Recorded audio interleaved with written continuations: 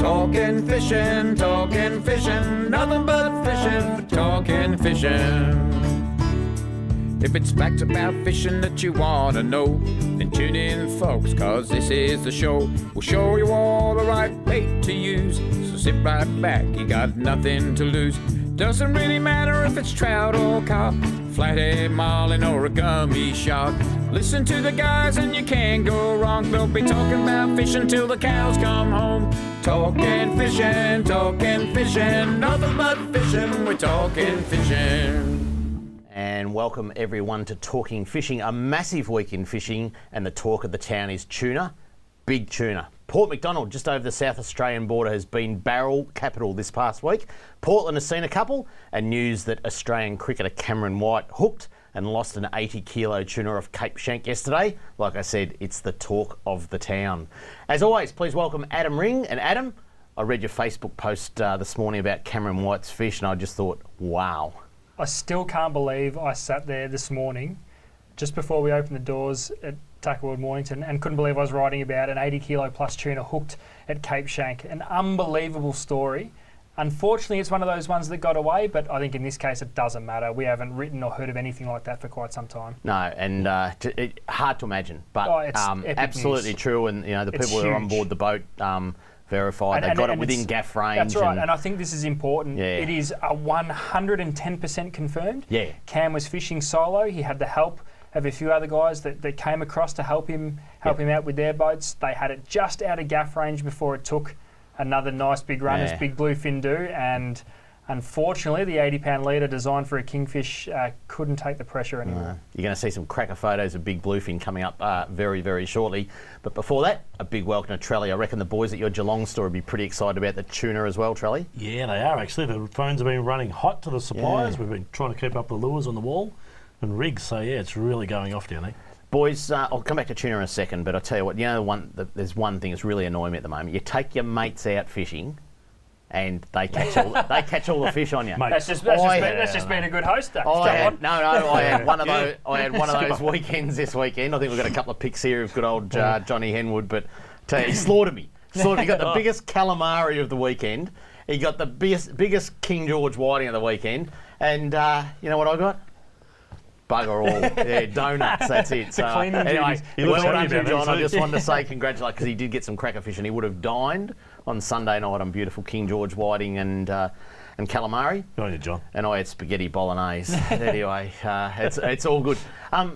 Getting back to the tuna, so big fish by Cameron White, 80 kilo. And I actually spoke to Sean Ferdier today from Think Big, and I just said to him, how was that? Unbelievable. He said, you know what? He said, my dad and my granddad told me from 30 years ago when they were diving, you could hear the tails of the tuna going past as the schools pass through in those same areas. So, and he just said that people don't get out to some of those areas that are close by and try. And, they're probably not there all the time, but they are there at times. Yeah. Well, I think just fish for them. That's right. And the notion, or don't expect them, Trelly. And the notion of bluefin being around in Bass Strait has been there for quite a few years now. There's been a few small ones hooked, even as early as earlier this year. There was some cooked just right on the start of, I guess, our kingfish season. But no one really spoke about with barrel-sized tuna. No, but would people sort of get hooked up on one of those, get torn, broken off, and say, it was a gummy shark or something else? And that's probably... Maybe, I mean, this fish that we're talking about from Cape Shank was hooked in 11 metres of water.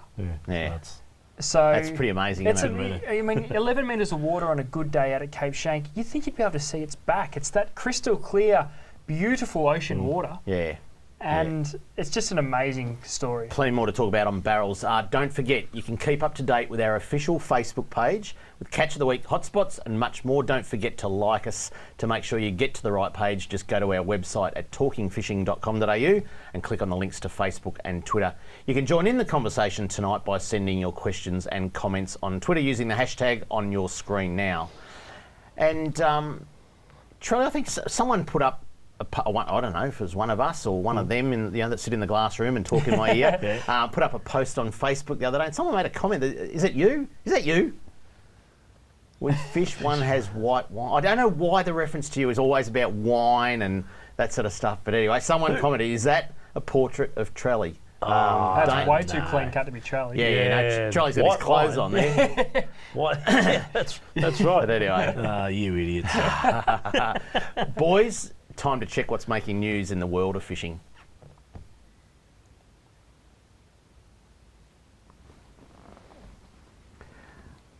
I'm not sure whether we actually had the little intro to fishing there. Anyway, the news. But anyway, I'm counting down on my ear the same as you always do, and you love live too. But anyway, let's get into it. The first one, new insights into Victorian mulloway populations, and I think we've got a couple of slides coming up. But basically, Fisheries Victoria's Acting Executive Director Mark Edwards and the Nature Glenelg Trust received a $5,000 small grant to undertake the project, which relied heavily on anglers and donation of their mulloway frames for dissection.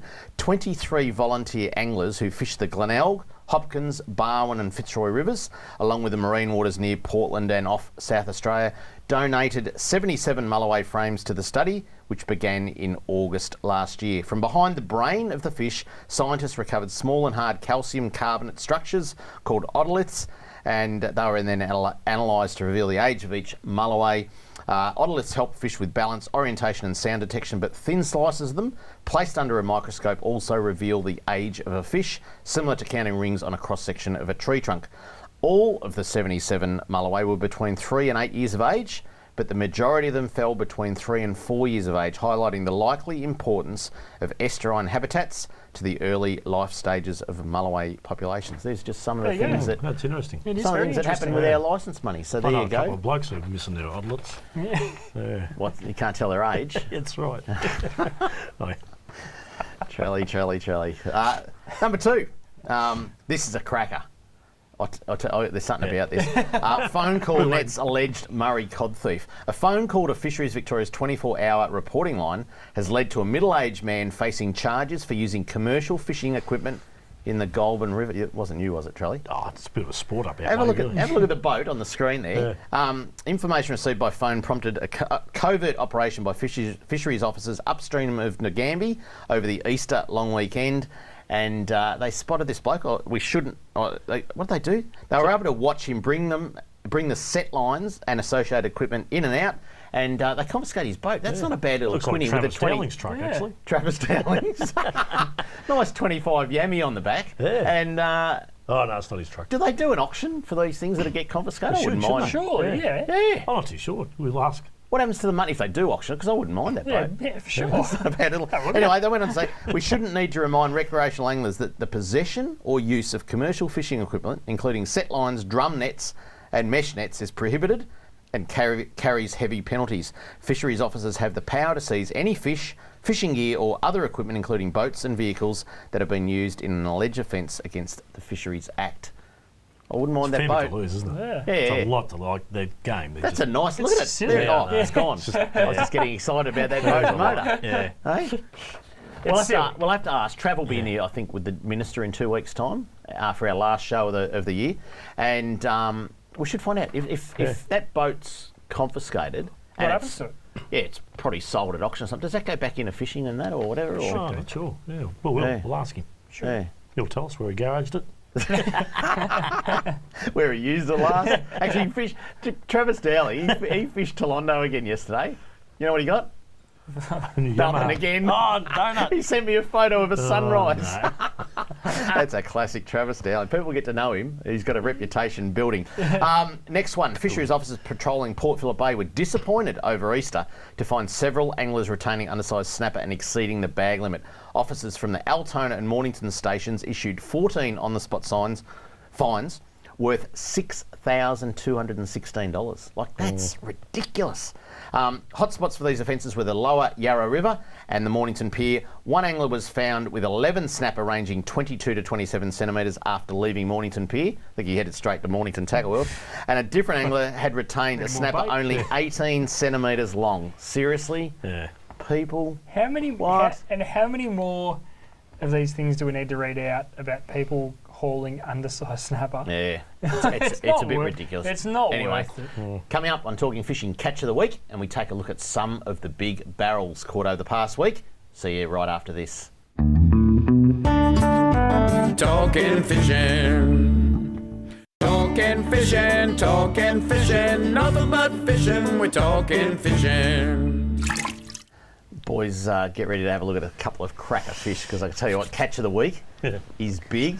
It's different. It's Haven't seen it yet. It's good. Let's kick it off. Simon Rinaldi is first up, and Simon and Tam went out on Tam's boat, I believe, over to Port Macdonald, took the trip over, and thank you very much. 106 kilos returned to scales. What a fish! And Simon's just got that 230 pound. Simon's just got that attractant, hasn't he? He's just got this knack. Like, he does it on his boat. He does it on his charter boat. But he goes and jumps on with Tam, and he knows where to find them. Knows what to look for on the sounder. Yeah. And I'm not saying everybody does it. People can learn that, but Simon just has a knack. And he's consistently caught fish over 100 kilos for the last 5 years. Yeah. And it's crazy. I don't know. That is a cracker fish. Now, last week, we put in the hot spots that there was a few albacore around Portland, and there'd only been a few reports. I was a bit nervous about putting that up, because they do turn up. Yeah, they usually turn up with the tuna, and when people start going out wide and that, have a look at this one. Matty Harris with a beautiful... That's a big albie. Nice albacore caught during the week, so... That's a good albie. I've seen a few from Portland this week that would be much bigger than the salmon we catch off Mornington. Oh, really? You've seen some small ones, yeah. 2-3 kilos. Yeah. They're not bad eating too, are they? Oh, they're awesome. No, they're beautiful, They're awesome eating. Yeah. No, they're very good. So, well done to Matty. Sea.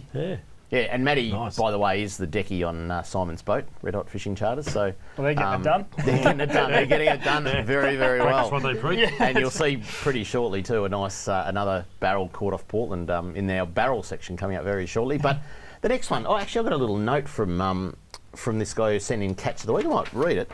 It says, "Hey guys, this is from Andy Spalding. First of all, I just wanted to say how much I enjoy the show.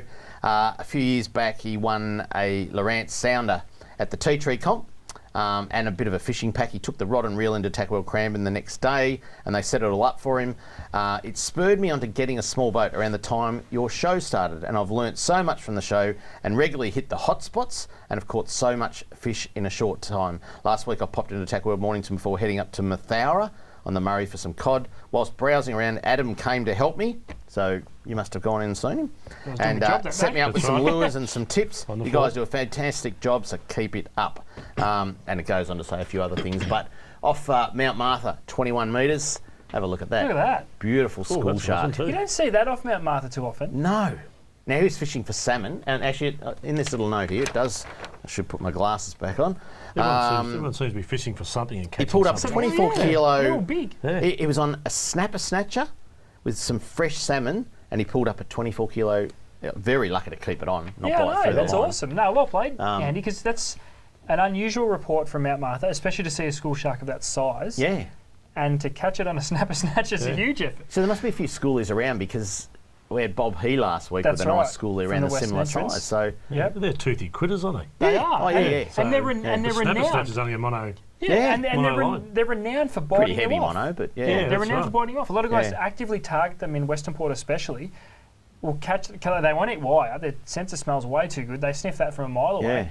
They put them onto the mono and they bite them off within the first 5 minutes of the fight. That's a great effort. So there you go. And to back it up, you went up to Mathara. Where's Mathara? Mathara is just above Barmer, which is just upstream of Echuca. Okay, there you go. Went up to there, and Andy Spalding's wife, because I don't know her name, got this nice little Murray cod up there. So he's had a good week. He did. Cracking week. Oh, Andy and his sounder, wife. you got a boat, you got a new girl. Andy's on fire. You got a Murray cod. I don't know if he's got a new girl. I think it's his wife, and they've probably been married for 10 years. But, and if you're not married, well, you probably should be. You're going away together fishing. Well played, Andy. But anyway, and well Andy's played. family. And thank you very much, Andy, for that. It's all good.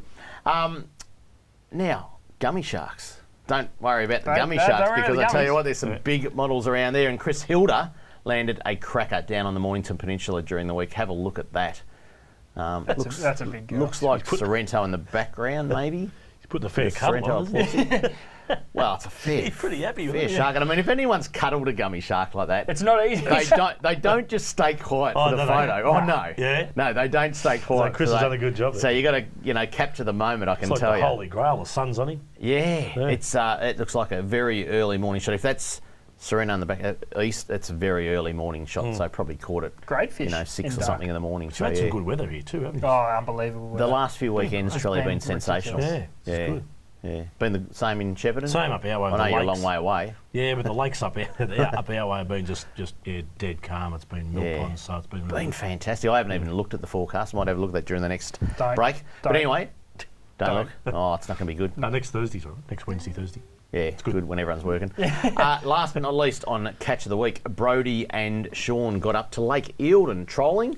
And some nice little rainbows. That's your typical rainbows that you get. And as you get to that, you know, the mornings are certainly cooler, so that top level of water is getting a lot colder now. It is. And Lake Eildon is this time of year is superb for trolling for rainbow trout. Definitely is trout. It's a good level at the moment too. You know, it's around about that 60%. So you get a lot of structure coming out of the water, and you can work a lot of banks. Yeah. I'm not too sure they actually caught it. Did they say actually caught it? It doesn't say. It just said trolling. Yeah, just said trolling at Lake Eildon. Levels and things like that. It's usually up high this time of year. Yeah, and you get those times like first morning's all right, but I prefer late afternoon. Sun's going down, and you just see the fish rising. Yeah. You know, and they'll be, I mean, it's like. Especially when you get that calm weather we've had. Yeah, and it's like any sort of fish. You find often trolling around Lake Eildon, you get a bite time, and you'll get a lot of rising. You know, and that's the time. Just if you see fish rising, you see little ripples in the, just troll up and down those areas. Yeah. But if you actually catch a fish, make sure you actually work that area. Right. It's no good going past and around the corner and thinking you're going to catch a fish around the corner. No, come back and keep work working that those same places. That's where the fish is. Yeah, that's where the food is, obviously. I was talking to actually, I should end Kramer's Mower because I'll talk something about bait collection at Tolondo, and we've got to talk about barrels. Sorry, it's Catch of the Week. They're talking to me in my ear about that. If you'd like to send in a pic of your Catch of the Week, this is what you have to do. If you want to be like me and have your photo on TV, email your fishing pic to info@ifish.com.au. Now, I was talking about Travis Dowling earlier on, and he went to Tolondo. They actually had the second of their little meetings, you know, that group that they put together after we rallied Daniel Andrews and Jarla and all that. Jarla's here in 2 weeks' time. For those of you that watch our show every week, next week, I should remind people, next week is Dr. Corey Green, the squid scientist. He's joining us on the couch, and the following week, Jarla Pulford, the Minister for Fisheries. So 2 very exciting weeks to finish off the season. Then we're finished for 3 months, back in August. So getting back to Travis, who can't catch fish. Donut King. He was with Jeff Stock. Remember Jeff Stock? We had old Stocky on the couch that day. Stocky would have caught a few. Stocky gave him an environet, and he ran it through the reeds there, and he said he had gudgeon, shrimp, mud eyes. He had all this, but snails. Like he said, it was amazing the amount of food that is in Tolondo at the moment. With that rise of water, of the 5,000 megs they put in, the food that's reached over the reeds and all that there is just unbelievable. Now, Stocky sent me a photo. It's still on my phone. I couldn't get it to the producers in time. Of a 6-pound brown caught today. He just had a lazy old troll this morning. And I mean, that's a cracker fish. And we're coming out of that warmer time of year. We're getting to the cooler time of year, so those fish are going to have heaps to feed on over winter time. Yeah, that's great. I know we keep banging on about Tolondo, and people write to us and say stop banging on about Tolondo, but it's trout capital, isn't it? Best place in Australia. You can go for a lazy old troll in the morning and catch a 6-pound brown. Yeah. I know, as you were talking to me today about going up to Yukonbean in May, and that's all right, but it just hard to beat the Tolondo fish. And Yuki is tough. Yeah. He's freezing cold. Change the plane, maybe. You're relying on a lot of different factors. Yeah. If the fact of the matter, if Yuki doesn't get rain, it's going to be hard work. Yeah. But I'd rather go to Tolondo. Yeah. Hey boys, let's have a look at some of the barrels caught this week. We said we'd do that. Let's I think kick it off. I think we've got Simon Rinaldi first. That's that 106 kilo fish that they got in Tam's boat over in Port Macdonald. 106 kilo. That's a cracker of a fish. They're such a muscly fish, aren't they? Yeah. Tank. You got to love the way that. I mean, these guys know how to take photos of these fish too, don't they? I mean, Simon's, like we said, an expert and just fantastic. And there's Tam with the same fish. Obviously, a little bit of blood on the deck before he took that photo, but that's the way it is. That's tuna fishing? And that's tuna fishing, because if you can stop them bleeding, that's a miracle. Yeah, it's not a tuna. But that's a crack of a fish, and you can just see that's how good that is. Dennis and Dylan Paul caught this one out of Port Mac look at that. about a week ago as well. 137.7 kilos. That is a cracker of a fish. Biggest one I've seen in the last week or so, anyway. That is a good one. Unknown angler, I think Gary Corson from Corson Havoc Bait and Tackle over in Port Macdonald sent that photo over. Not sure who, not sure what size, but just another gigantic just another bluefin. big barrel out of Port Mac. Yeah, it's And all it's this was in pretty 1 good. week. All in 1 week, yeah. And there's many that we we don't haven't get seen. photos I know. of. 15 Simon kilo. Rowell, he went back to Portland and got his customer another nice little 115 kilos. So, wow. Yeah. Well, I caught one like 30 kilos or something there a while back, and I was absolutely knackered by the time I got it. Yeah, imagine trying to get one of It those was in. like 25. It was like. I don't think. I got I don't think my hernia operation would handle it. I got one Anymore. at 20 kilos the other year and caught it a barrel the whole way. Actually, you got a nice one. You and I went down there one day with Sharky Yeah. and you got some very nice fish that day. I thought it was a beast, and it Yeah. turned up just to be another. Pops out of the water, this little thing like this. You go, It's something these barrels cough up on the way in. I know. It must be mammoth efforts, to catch those fish. Yeah. Like, Now, time. Ads, we've got a few staff down there. Harley, Mark Keaveney, And Jerry Morsman. Jerry Morsman down there at the moment. And I was talking to them. They were on their way in today. They broke a steering cable on the boat on the way out. So got out at 12 o'clock. They got a couple of nice bluefin, not barrels. Got a couple of nice albacore off there as well. They're out again tomorrow. I said, "Where are you staying for accommodation?" I'm thinking that'll be somewhere nice. 3 of them bunked in. Yeah, one's got the boat, one's got the front seat, one's got the back seat. Those boys, those boys do it in style, don't they? And I spoke to another one of our customers through the shop at 5:45 this afternoon, and a mate of his just finished boating another barrel from late this afternoon, which they're estimating at about 114, 115 kilos. Yeah. So Harley said he saw one about 60, 70 coming in as they were going out. That was at lunchtime. So it's just we've only showed you a few fish. There's plenty more being caught, I can tell you. So how good is it? Sleep in the car and buy more tackle. Yeah. how many more weeks we got left of the show? I know. The other thing is, boys, yellowfin tuna. And look, and I'll probably take this opportunity to say sorry to all the people that do send in photos, and people have got to realise, during that catch of the week, we do say send them to info@ifish.com.au or our mobile hotline. People send us them to Kramer at iFish. They send them through our Facebook page. They do all sorts. And do you know what? When we're preparing the show, we go to our email every week. And we'll go to the hotline every week, and then you find all these other ones on Facebook. So please, people, if you're sending in your pics, do it through the right ways, because that's where we go first, and we try and pick a variety. But 20. And if it doesn't make the show, post them on the Talking Fishing Facebook page. Yeah. So we can all see them. We appreciate every report and every photo that's come in, and everyone likes to look at the catches of the week. Basically, catch of the week could go for an hour. But we get lots of pics that aren't suitable, where they've got blood, or like there was a couple of elephants this week with big hacks across the back of their head and all that.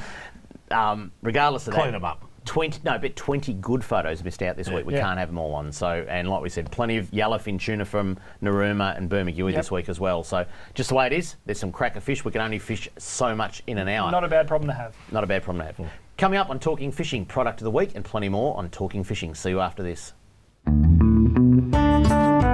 Talking fishing. Talking fishing, talking fishing. Nothing but fishing, we're talking fishing. Tell you what, pretty dangerous in the streets of Melbourne tonight with Adam Ring bringing in product of the week. It's a wonder he didn't get arrested in the pub carrying these things. And I tell you what, I got a few you did well, Ads. I got a few interesting looks walking down. I bet you did. Walking down William Street with 5 gaffs hanging out. If there was if we were in King Street and there was a certain character, I tell you what, I reckon you'd get arrested carrying them through the street. So anyway, what do you got? We're talking about gaffs now. I'm just. Bear with me while I try and sort out what's going on with these cameras. But I'm going to stand up, Charlie. I'll get you to be my model, because I've been thinking about swinging one of these around for a while. Hang on. So I'll take the opportunity. We're talking about gaffs. Charlie's holding the two big bad boys, but I'll start with the smallest one, which we're basically labelling a snapper gaff, because these would be around Melbourne. These would probably be the most popular gaff that we sell. They're probably not so much for, I guess, having to muscle the fish over the gunnel of the boat, but more just you can just clip them in the bottom of the lip to get them up and over. Just gently. Just slowly, just right under there, Charlie. Put them straight under there. Under the gill. Yeah, but they're just nice and handy. I know nets can get a little bit messy when there's fish going everywhere, and sometimes you get multiple hookups. So you've got nets going everywhere and fish tangled in nets, rigs in nets. Nice and close up there on if you are going to keep screen. one, they're not a catch and release tool, as you've probably figured out by now, but that's just a nice little small gaff, which it's handy to have one in the boat for all sorts of purposes, but that's a nice little handy one.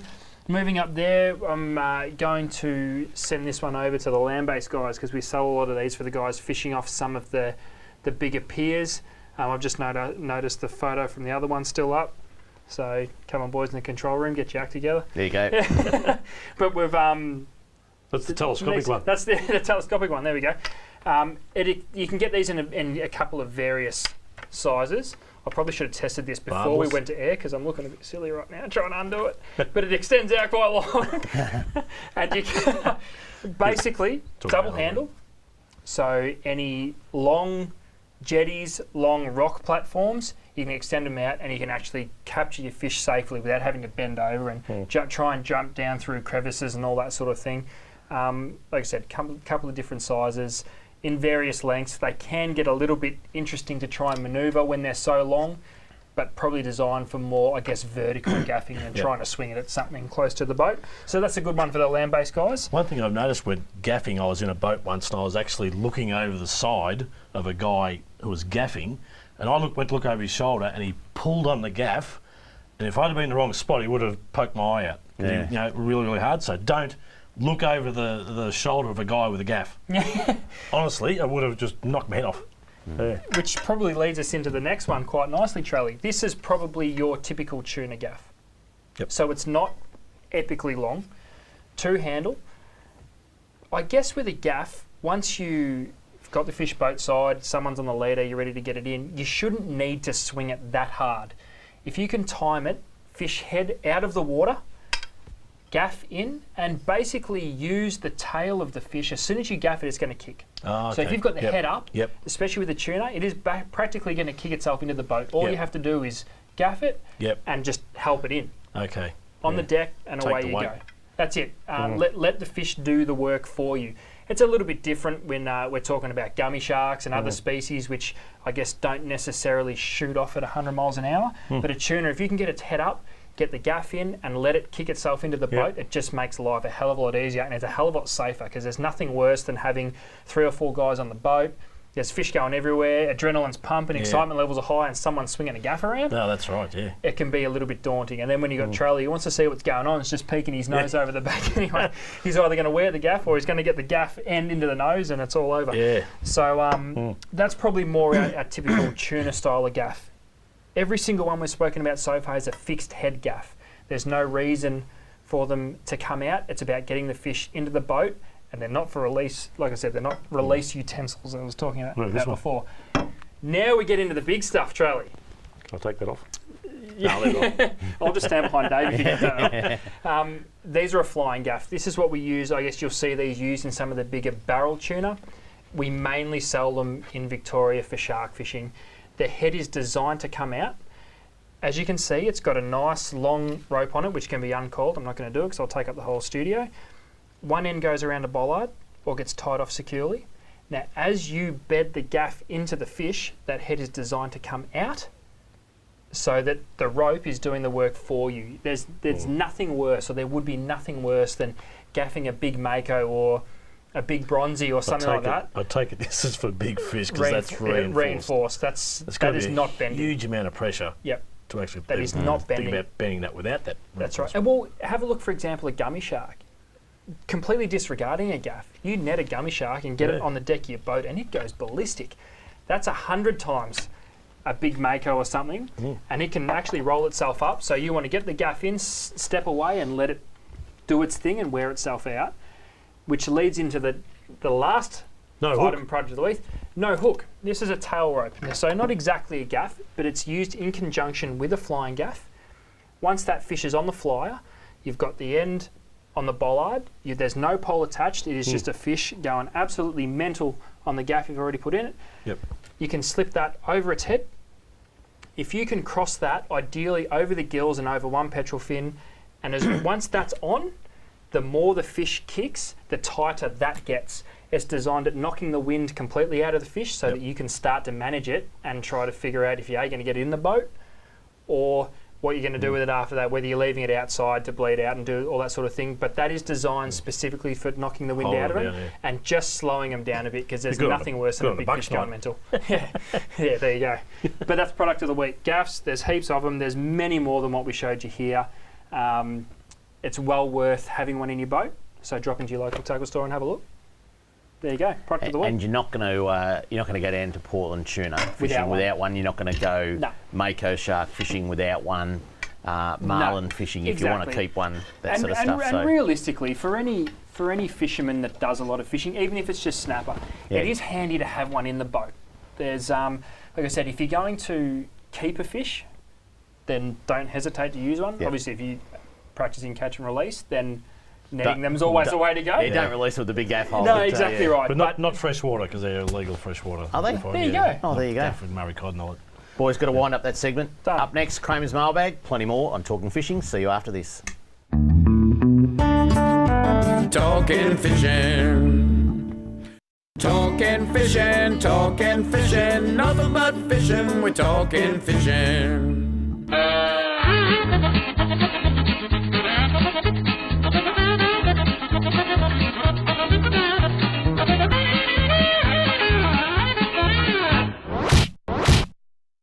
And plenty of mailbag this week, I can tell you, boys, and there's some crackers coming up. This one from Graham Burnett, a nice little handwritten letter to me here, so bear with me while I read Graham's neat writing. Mr. Kramer and panel. There you go. Forgot to mention. I'll start calling you panel from now on. Panel 1 and panel 2. I am very concerned about the boat ramp fees for one-day boating for pensioners. There is none. We get discount for medical, transport and many other things, but the council ramps won't give us a pensioner discount for a day pass at Werribee and Altona. During the week, 90% of the boating during the week is pensioners. Please see if anything can be done for us and pass this on to the Lady Minister. There you go. That's in a jar. Great show and keep up the good work. Graham Burnett. So thanks. Thanks, Graham. Jarla poll, except, no, it's a big issue. It's not Jarla's problem, but I was in a fisheries meeting today and I did forewarn Trav that a couple of things are coming. Yep, because one of them we need to winch to someone. One of them is we've got to try and work out this boat ramp thing. Yep. So it is a classic. This is from Marie Britton, JP. She's a Chafee Ward councillor, Wyndham City. And she's written to us, good afternoon. Probably was at 8:30 at night on Friday the 10th of April. I was watching your show recently when you read out an email from a fisherman who launched his kayak at the Werribee South Ramps. He was upset at being charged by Wyndham Council. I would respond as follows. Any charge made at the Werribee South Boat Ramp is associated with the use of the designated car parking area for vehicles and boat trailers. A second car park, which is free, is set up as a simple car parking area for visitors to the site. However, it is sometimes used by the boat ramp users who bring in kayaks and canoes on roof racks. The charge for use of the vehicle and trailer car park is $17 a day. However, there are annual ticket options available for residents and non-residents, which are discounted accordingly, as well as a concessional annual ticket. If the gent launching the kayak brought it in on a trailer, he may have chosen to park in this area designated for this purpose, in which case a parking charge applies. If, however, it was brought in by car on a roof rack or something similar, and he had parked in the free area designated for car parking, then there would have been no charge. I certainly trust this clarifies the situation for you. Regards, Marie. So essentially, at a boat ramp, are we paying to park our cars, not launch our boats? Yeah, but if you bring your car without a trailer and you do the same launch off your roof instead of a trailer, you don't have to park. The thing is, and this is where councillors don't get it, I'm sorry, and I know Marie's done a great job at writing to us and thinks she's doing the right thing. Pointing it out. Councillors don't give us stuff. They want money for boat launching. It's the only place in Australia where you have to pay for launching, and the money goes into consolidated revenue. It does nothing for our ramps. If this guy has a trailer or not is the difference between $17. It's about revenue. That's right. If he brings it on his roof rack for the next 10 years, so it's not going to help the boat ramp any because the money goes into consolidated revenue anyway. And look out when Marie's a pensioner like the other bloke. She's not going to get a discount for going out in a kayak. You know what it's like, Dave? It's like, no idea. There you go. Oh, that's going in the Jarla pile. She can take it up with Marie. Anyway, hi guys, enjoy your show. Often when visiting our local piers, they are littered with dead starfish. Many anglers believe that all starfish are noxious pests, and that is the correct that it is correct not to return them to the water. Many of the dead starfish are actually the native variety, which are one of the few predators of the noxious Pacific sea star. Wondering if you could look into getting some signage on Bayside piers to help people who are trying to do the right thing to identify the correct species to kill. Thank you, from Alan Girling in Mornington. That's true. It is. You wander along the piers and you see the native one. Yeah. Now, Yep. the native one has 13 legs, I think. Arms, legs, whatever you want to call them. 7.5 of each. The Pacific... I might get all this wrong, and I might be wrong. I might ask the scientist next week, Corey, if he's reading. But I think it's 13 is the native one, and that's all good for everything. The Pacific... That's the purple one, isn't it? The Is no Pacific sea star, the purpley one, Yeah. has 5 legs and it's no good. And if you cut a leg off, it turns into another starfish. Really? Yeah. Grows another 4 legs and What a creature. carries on. Yeah, they are seriously pests. Wow. Yeah, brought in the ballast water many, many years ago from a gremlin, from aren't they? ships. Yeah. Yeah. That's crazy. Yeah. Imagine we cut off your arm and you end up with 2 trellies. That'd be no good, would it? Hey, so anyway, people, if you get a 13-legged starfish, which I think it is, I won't put that in the Jala pile. When Jala comes in 2 weeks' time, this pile, I'm bringing it in, it's up to about this high. It's sitting back in the office. The She won't Jala come pile, she'll never come back. No. We'll weigh it down with a one-legged starfish. All right, here we go.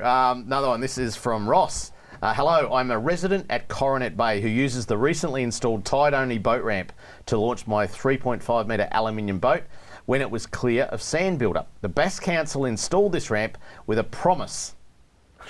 I don't know if councils Carry have on. Carry ever on. promised anything they can. Carry on. That the sand build-up would be cleared by a contractor. Well, this does not happen anymore, which means it is impossible now to launch. The council has completely ignored our complaints. It is fallen on deaf ears. Do you Well, know I why?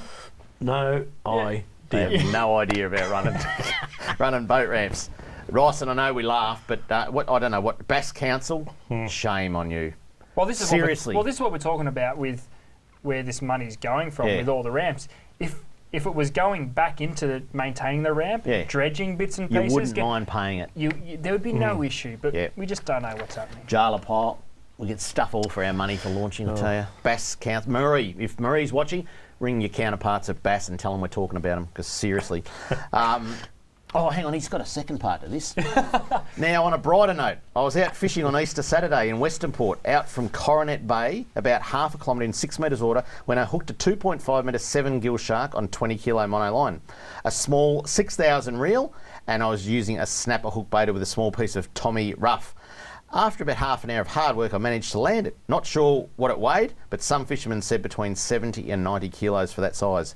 Is this unusual to be able to land a shark of this size and weight on this gear? No. Oh, No, not 7 gills. Because I reckon the first 30 seconds of a 7 gill, they take a bit of a run. Yeah. And then it's like pulling out a stump out of the Goulburn River, I reckon. you know, the fact of the matter is, when it comes to the gear, you can catch any fish on whatever gear Yeah. you want within reason. But what's the old saying? It's when our patience runs out, that's when we lose the fish, or something along those lines. that's right. Just be patient. Just be But a patient. 7 gill, even though it does have teeth, they are not that hard to get. And No, and there's plenty of them. They give They're up a big. fight pretty easily. It's just like getting a big log up. And, It's just trying to He's get probably bitten off. patient because he just dug Yeah. through the boat ramp sand Yeah. to put his boat in, I suppose. He's probably pretty patient sort of. do you know the best way to eat a 7 gill? To not. There is not one. There you go. Give it to Trello. I won't put that on the jar pile that goes over here. Mother-in-law fish. People in my ear are telling me to hurry up. Hi all at Talking Fishing. My name is Steve Roth. I would like to know if it would be possible to have the use of webcams as a safety feature around the bay. There were some in the Geelong area a year or so ago. I think they were on the Swellnet site. I did write to them some time ago when they were stopped. I asked them if it was possible to get funding via fishing licences. I never got a reply. The webcams were very good to have a look at before going out. The two that I was using before they were stopped were at Limeburners Bay and Clifton Springs. I wouldn't be surprised if licence money was used to install those, so we might have to make some inquiries and find out why they're Clarification on that not one. working. So, yeah. And one last one, I've only got a minute or so. Phil Anders writes in, "Hi Dave, we anchored up south of Tortoise Head Bank on Sunday and burleyed up when penguins suddenly appeared swimming around our boat. Then went to cows. And I want a penguin recipe off you later on. And I know what you're about to say, Charlie. And further south, stopped again, and there were again. We headed back to Stony Point and reckon there are around 150 penguins swimming on the surface all the way back to Sandy Point, but none past the point. I asked the locals if they normally see them in that area and thought I was joking. No jokes, literally a penguin every 50 metres. I've never seen anything like it after fishing the area for the last 32 years. What a sight. The kids and wife were gobsmacked. It was fantastic for the kids. We've run out of time. If you'd like to write to me or these blokes, this is what you do. Send your mail to Kramer's Mailbag, PO Box 734, Patterson Lakes, Victoria 3197, or email kramer@ifish.com.au. All right, and coming up this week's Hotspots, Trelly's going to give us a penguin recipe, and what's coming up on C31 Fishing. Be back shortly on Talking Fishing. Talking fishing. Talking fishing, talking fishing. Nothing but fishing, we're talking fishing. Hello, Richie Minnow here. It's now time for this week's Fishing Hotspots on Talking Fishing. Marvellous. And pretty sad week with the passing of Richie Benno. As you saw, Richie Minnow had the black armband on. Sporting the black armband. Just then, it was pretty sad because we do base the character Richie Minnow on Richie Benno, and pretty marvellous. He had marvellous innings, didn't he? Yeah, Oh, absolutely. I can't do it as good as Craig in the other end. If we could get Craig in, we would, but we can't. But anyway, in my ear, he's marvellously. I can tell you. Fishing hotspots. We better get onto those straight away. Let's kick through them. Number one is Rye, and you saw a beautiful gummy shark earlier on from Rye. They are on fire. Now's the time. I think in 2 weeks we've got another full moon, which will be the prime time. Yep. And water temperature's still 19. Things are still supposed good. to be dropping? Yeah. It's slowly dropping, but it will be in its prime. And I mean, they're being caught right throughout the moon phase anyway. Yeah, exactly. We're seeing them right throughout, and big fish too. Yep. Rye's a good spot. Also some beautiful calamari from down that way as well. Number two, Frankston. Frankston's one of those places like it gets hammered snapper season off Frankston deep. This time of year is a classic time to get into the inshore reefs, Oliver's Hill, that sort of thing. Pinky snapper, beautiful calamari off the weed beds off Oliver's Hill. Whiting. Some nice salmon are around. Some whiting are still around, and garfish. Yep. Plenty of garfish around Frankston Pier. Yeah, it is. It is I guess, one of those few spots on the bay where you get so many different types of species. Yeah. And there's still some really good snapper out from Frankston too. I know we talk about the peninsula and I guess from Mornington right the way through for the snapper, but there's still plenty around Frankston. And canoe access, they're probably really good for canoe access there. Yeah, perfect. perfect. Yeah, Perfect. around all There's a the little, facility. Beautiful. Yeah, probably got to pay. It depends if you launch on a trailer or if it's on the Depends roof. whether Marie's got to the Frankston Council or not. I'm told them to put them up to $17 or not. But anyway, if you put it on your roof rack, you're right. Drag it over the sand and around. Let's look at number three, St Leonard's, whiting capital of the world. And isn't it still just going off? Again, I was talking to Sean Ferdier today from Think Big Charters, and I said, where are you going? When you're down the peninsula, where are you going? You get St Leonard's. Yeah. It is. There's some really, really good sized fish, and St Leonard's is always good numbers wise, not always as good size wise. But right now, the fish are of a quality size. Yeah, we're in a bit really. of a purple patch for the whiting on the peninsula at the moment. Yeah. After Easter, the netters are going to bed for a while. Don't talk about the netters. We're going to be talking about the netters in 2 weeks' time. In fact, I hope that the Minister for Fisheries, Jarla Pulford, has got a few things to say, a few things to announce, a little bit of progress on the buyout of the netters coming up in 2 weeks' time. I tell you what, it's going to be pretty good. Let's keep moving through the hotspots. Quail Bank, number 4. Again, a gun spot for some King George whiting and some big ones around there at the moment. Yeah, that's right. And you go a little bit too far, yes, and you're in the heart of massive calamari. So you can have a whiting rod out one end, calamari out the other end, and come home with a pretty handy bag. Yeah, no, absolutely fantastic. And then a little bit further south, just south of the middle spit, Tankerton is our next hotspot. Absolutely on fire again for King George whiting. Yeah, and almost the Frankston of Western Port, where you get Bit all of everything. these species. The gars will push in there, you'll get calamari. Yep. The pinkies will be all over those shallow sort of sand flats, plus the whiting as well. Yeah.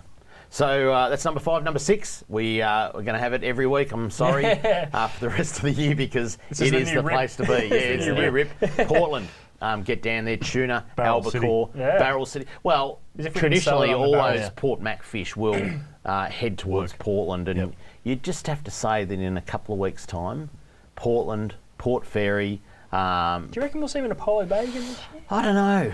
If there was a barrel off Cape it's- Shank, Yeah, that's right. Yeah, I think one of the things with Apollo, it's a long way out. it is. You've got to have the right day for it. And if they turn up at Portland, Port Fairy, Warrnambool, people don't tend to go to Apollo Bay because it's exactly. such a big trip to get out to the, and you, if you're getting them elsewhere, then people don't bother to go to Apollo I'm Bay. sure a few so- people will be out there looking. Yeah, the locals will go, but they don't tell you about it Nah. at Apollo Bay, so you don't know. But you know, quiet. Yeah, they leave it to Portland. Yeah, same blokes up our way. there's one true way of seeing if the barrels have truly turned up to Portland. Let's just follow Simon and Oldie on Facebook. Yeah, that's right. Simple as that. I'll just follow him out from the ramp. Yeah, exactly. So, yeah, look, it's all good. And like we said, you know, Port Mac on fire. Portland's going to be And you're very, right, very that shortly. last hotspot will vary between Port Fairy, Portland and Port Mac for the next 3 months. Yeah. Yeah. Did I hear you say something about Scotty Gray today?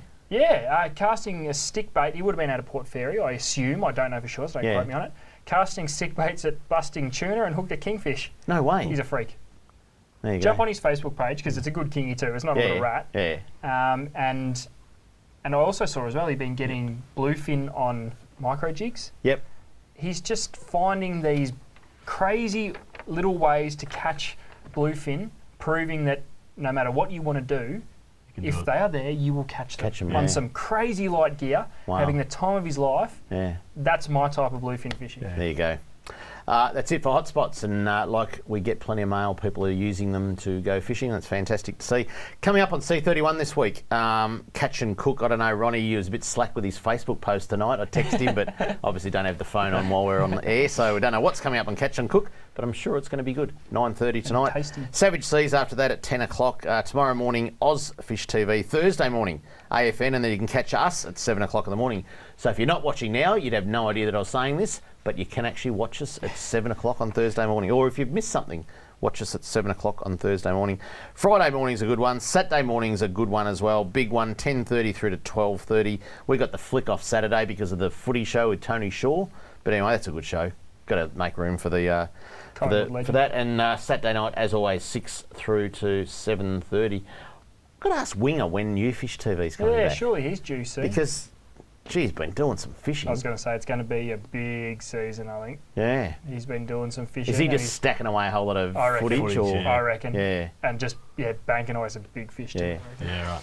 Charlie, can we talk about freshwater for a sec? Because I know we've covered a lot of salt, a little bit of Toronto, but this time of year, surface fishing for cod? Yeah, surface fishing up at my whale's been really good. It's Yeah, okay. something a lot of people don't do, but it's certainly coming into its own in the last few years. The top of the lake seems to be working a treat. 1 or 2 metres of water, you can actually catch them like a metre of water. What sort of lures? Well, the surface lures are they can be a single piece lure, or they can be a jointed lure. So, and they got the big wing on the front of them like a perspex wing. So as you sort of retrieve them, they pop, pop, pop, pop, pop, walk along the water, pause them, cast them, try and cast them high, let them hit the water, smack on the water, pause them. Right, then just pop them back and pause them a little bit more. Yeah, it's catching up to 90 centimetres and over a metre fish actually been caught just lately. So And what's the best time of day to be doing that? Is there a certain first time? thing in the morning or last thing on the evening, right through to like fish to 1 or 2 o'clock in the morning. Yeah. So it's been really, really good. Also trolling spinner baits in about that 1.5 to 2 metres of water just in amongst the structure like my whale. Yeah. Is Been trolling picking up. spinnerbaits something? Obviously, it works, but do Yeah. you get a lot of people doing it? Because No, they're obviously, not. it's just Yeah. it seems like very much a Casting. cast and retrieve type. Absolutely, yeah. arrangement. So it's a very slow troll? Very slow troll. Yeah, Well, so you on sort of electric got or to something like match that, it or? up to you go too fast and the will bring it to the surface. Yep. Too slow, it'll obviously crash on the bottom. So it's sort of a medium sort of a pace. Yeah. Yep. Yeah. Interesting. And when you talk about the night time, is it best full moon, no moon, cloudy? Full moon seems to be. I think it's because you got your moon up top and silhouettes. Yeah. And they see the big fish is on thing the that bottom of his splashes, eyes looking up. So you see a lot of water rats and water hens and water chooks and all that sort of thing up there that they take off Water the surface. chooks? Water chooks, yeah. Yeah. These like a like water ducks hen. that I missed It's like a during the water season. hen, but different. Oh dear. I tell you. One day, could you bring in a water chook picture next week? Oh, I can actually. That'd be good to see. You could, That's design, it. you could design a water chook lure, couldn't you? Well, You could. It's in the making. It's called the water chook. Very good. That's it for Talking Fishing. Hope you enjoyed the show. Our second last show for the season is on next week. the squid scientist, Dr. Corey Green, will be joining us on the couch for a do not miss episode of Talking Fishing. You will learn some stuff you never thought possible. Until next Tuesday evening, stay safe on the water and enjoy your fishing. Talking fishing, nothing but fishing, we're talking fishing. We got all you need, just take a look. Watch those fish jump on your hook. So just relax and take your time. Enjoy the show, then drop us a line. Talking fishing, nothing but fishing, we're talking fishing. Talking fishing, nothing but fishing, we're talking fishing. Talking fishing.